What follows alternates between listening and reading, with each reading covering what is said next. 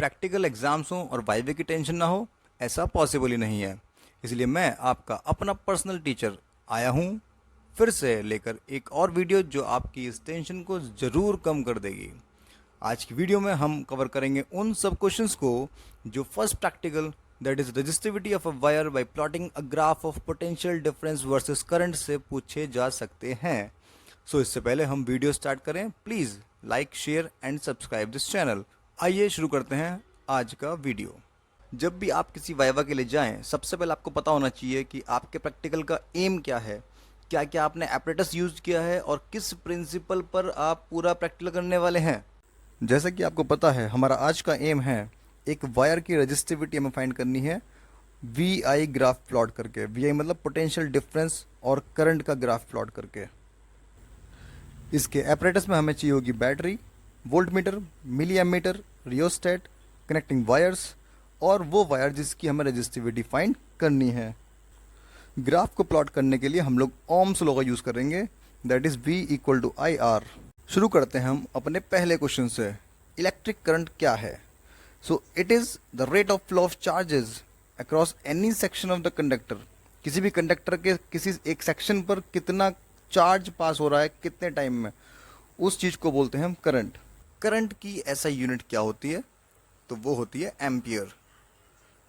Can you define 1 ampere? क्या आप 1 ampere को डिफाइन कर सकते हैं?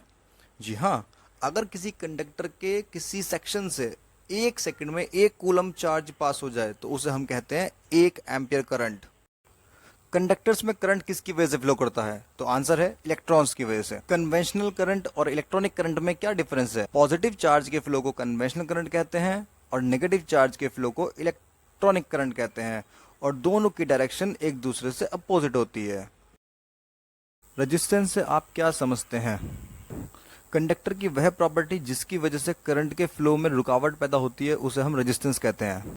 रेजिस्टेंस की यूनिट क्या होती है?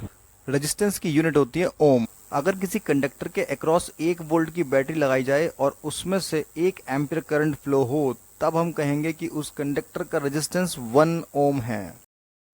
वायर में बेंड्स होने से क्या रेजिस्टेंस पर असर पड़ता है? मतलब करंट को फ्लो करने में कोई रुकावट होती है?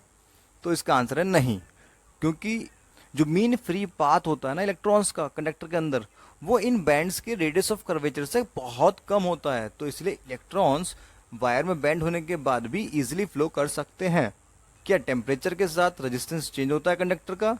यस, बिल्कुल चेंज होता है। जितना टेम्परेचर बढ़ेगा उतना रेजिस्टेंस भी बढ़ेगा। डियर स्टूडेंट्स, इस प्रैक्टिकल की वीडियो मैंने ऑलरेडी ही अपलोड कर रखी है, जिसका लिंक मैंने नीचे डिस्क्रिप्शन में दिया हुआ है। So if you want to watch this practical live, then click on that link below और एंजॉय द वीडियो। इस प्रैक्टिकल में जितने भी हमने डिवाइसेस यूज़ किए हैं उन सब के ऊपर भी मैंने डिटेल्ड वीडियोस बनाई हुई हैं, जिनका लिंक्स भी मैंने नीचे डिस्क्रिप्शन में दिया हुआ है। तो आप उन डिवाइसेस को अगर अच्छे से समझना चाहते हो, उनको सीखना चाहते हो, तो आप उन लिंक्स पर क्लिक करके वीडियो चेक कर सकते हो।